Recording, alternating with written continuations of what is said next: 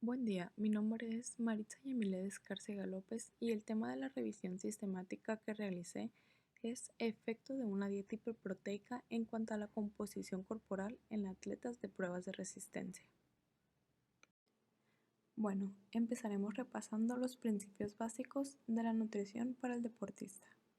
Las recomendaciones sobre alimentación y deporte, aunque a veces suelen ser muy sencillas, son cualitativa y cuantitativamente diferentes dependiendo la población a la que vayan dirigida. En estas se busca aplicar estrategias concretas para una vida saludable o bien se dirijan a una población que realice actividad a nivel superior por horas e intensidad de dedicación, que en este caso serían los deportistas. La intervención dietético-nutricional principalmente buscará optimizar el rendimiento en la competición y adaptar la dieta de entrenamiento para recuperarse antes posible entre sesión y sesión. Proteínas en la dieta. Una dieta equilibrada y bien balanceada con adecuado aporte proteico no excluye posibles situaciones puntuales de balance nitrogenado negativo y de mayor necesidad de proteínas en el deportista, de manera que aunque se cubran las recomendaciones de aporte diario, en el momento del posesfuerzo, o sea después de entrenar, puede ser necesario un incremento en forma de alimentos o suplementación, esto principalmente para evitar desgaste muscular y lesiones. Las RDA nos orientan sobre necesidades proteicas mínimas fisiológicas, pero no coinciden en muchos casos con los valores óptimos para la salud. Entre las dosis diarias recomendadas y las dosis máximas toleradas existe un margen considerable en el cual se adecúan las cantidades de proteína y se establece también el tiempo en el que hay que tomarlas según el deportista, edad, tipo de deporte que realice, entre otros factores. Dieta hiperproteica y composición corporal. La mejora de la composición corporal, o sea, de la pérdida de masa grasa y el aumento de masa libre de grasa, está muy asociada con el mejoramiento del rendimiento físico.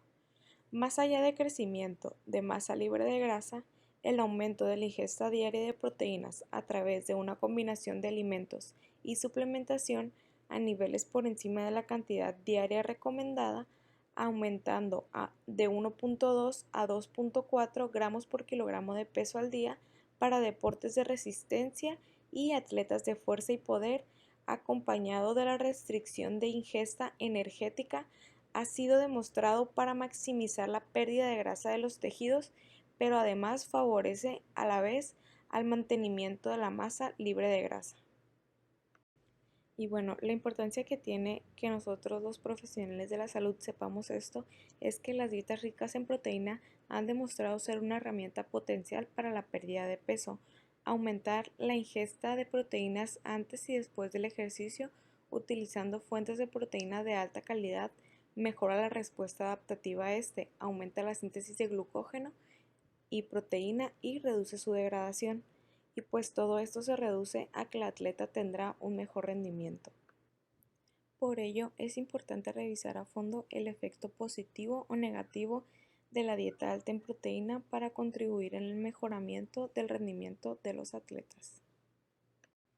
Por todo lo anterior mencionado, el objetivo de esta revisión es recopilar evidencia científica del efecto en la composición corporal de un atleta en pruebas de resistencia con una dieta alta en proteína con respecto a una en proporción normal o baja de este nutrimento.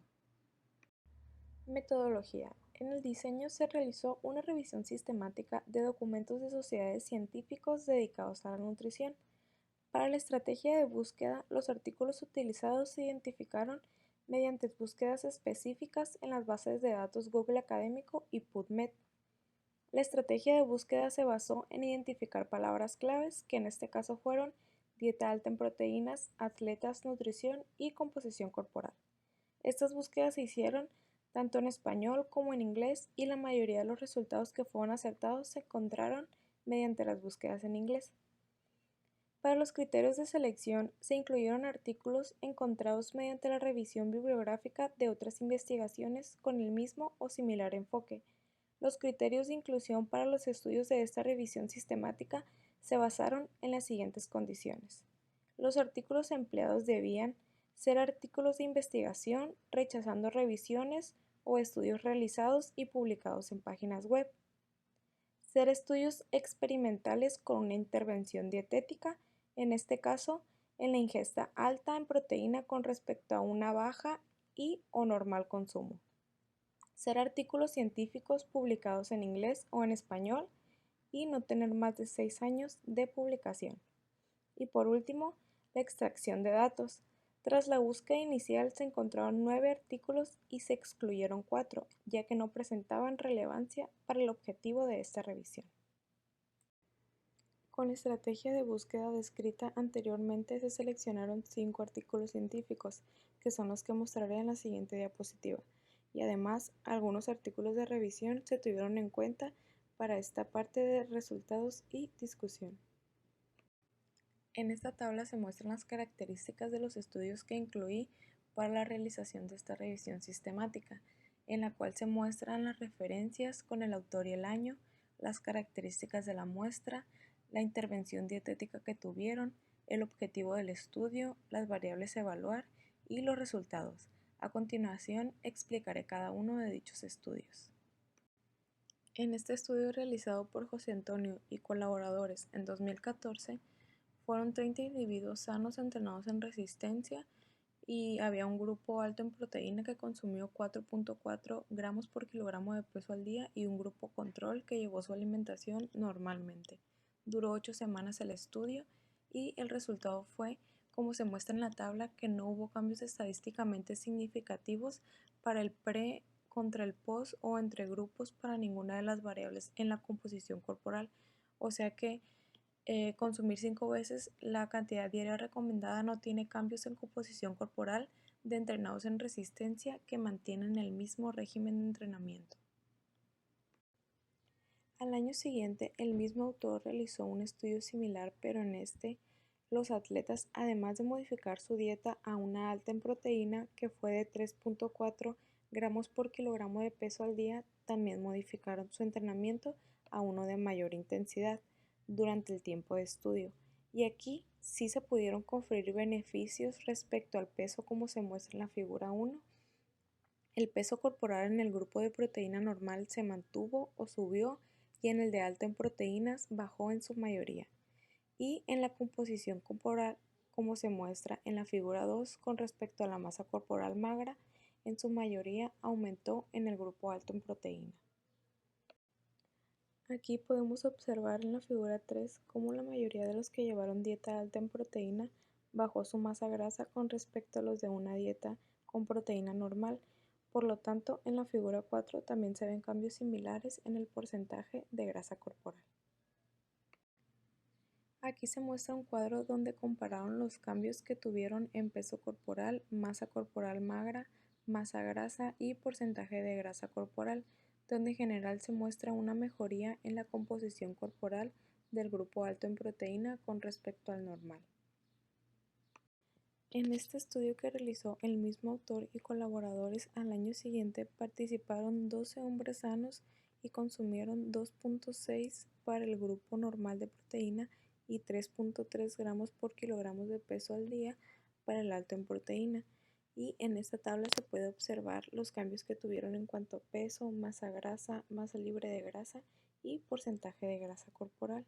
Además, se utilizaron otros parámetros para medir el músculo con el ejercicio press de banca y repeticiones hasta llegar al fallo. Y por último, la carga de volumen media en el ejercicio. Y bueno, aquí se observa en la gráfica 1 el porcentaje de grasa, en la gráfica 2 la masa grasa y en la gráfica 3 la masa libre de grasa, comparando al grupo normal con el alto en proteína. Aunque se observaron cambios favorables según el autor, estos no son significativos y deduce que, en entrenamientos de resistencia, los jóvenes que no alteran significativamente su régimen de entrenamiento, el consumo de una dieta alta en proteína durante un periodo de 4 meses no tiene ningún efecto sobre los lípidos de la sangre o los marcadores de la función renal y hepáticas, que son estudios que ellos también realizaron en esta investigación. Tampoco hubo cambios en el rendimiento o la composición corporal. Este es el primer estudio cruzado que utilizó sujetos entrenados en resistencia en los que la elevación de la ingesta de proteínas a más de 4 veces la cantidad recomendada no ha mostrado ningún efecto nocivo en la salud. En 2018, Campbell y colaboradores realizaron un estudio con 17 mujeres aspirantes a ser atletas, donde consumieron una dieta alta y baja en proteína de 2.5 y 0.9 gramos por kilogramo de peso al día respectivamente, en conjunto con un entrenamiento de resistencia. En el cuadro que aparece en pantalla podemos observar el peso corporal, masa libre de grasa, masa grasa, porcentaje de grasa corporal, además repeticiones de ejercicios máximos como sentadilla y peso muerto, y por último su tasa metabólica en reposo, comparando el grupo de alto y bajo consumo en proteína, cómo estaban sus valores antes, después y cuáles fueron los cambios para cada grupo. Además, podemos observar en la gráfica cómo aumentó significativamente la masa libre de grasa en el grupo de alto consumo de proteína. Los resultados finales fueron que después de 8 semanas el grupo de estudio aumentó significativamente la masa libre de grasa y disminuyó la masa grasa en comparación con el grupo que tenía bajo consumo de proteína. Sin embargo, gracias a los estudios analizados en esta revisión, hasta el momento se deduce que la intervención o modificación del ejercicio de resistencia es un factor primordial para que haya cambios favorables en la composición corporal, tanto en hombres como mujeres. Tim Sniggers y colaboradores en 2015 realizaron un estudio con hombres donde suplementaban 27.5 gramos de proteína para un grupo y el otro con un placebo no calórico. La toma de este suplemento debía ser únicamente en la noche, después de haber realizado su entrenamiento de resistencia justo antes de dormir. Y como podemos observar en el cuadro, nos muestran los valores de antes y después para los dos grupos en cuanto a masa magra de todo el cuerpo, masa magra del tronco y masa magra de las piernas, donde se observa cambios favorables en estos valores. Se desconoce cuánto es el valor total de proteína consumida en el día, pero lo que sí es importante de resaltar aquí es la hora en la que fue administrada, ya que en diversos estudios como en el que hizo RESPT y colaboradores, encontraron que la ingestión de proteínas antes del sueño aumenta la tasa de síntesis y mejora el equilibrio de proteínas musculares de todo el cuerpo durante la recuperación nocturna posterior al ejercicio. Y los resultados de este estudio finales fueron que la suplementación con proteína antes de dormir de 27.5 gramos de proteína contribuye al aumento de la masa muscular y la fuerza muscular. Las conclusiones fueron que una dieta alta en proteína no tiene un efecto notable cuando se administra a personas que no modifican la intensidad de su entrenamiento. Por el contrario, cuando esta dieta va acompañada de un entrenamiento de resistencia o un aumento en la intensidad de este, tiene bastantes efectos positivos en cuanto a la composición corporal y el aumento de fuerza. Por otra parte, para la administración de suplementación de la proteína se debe de tener en cuenta el tiempo en el que se tome, ya que realizarla antes de dormir mejora la síntesis proteica y la recuperación del músculo.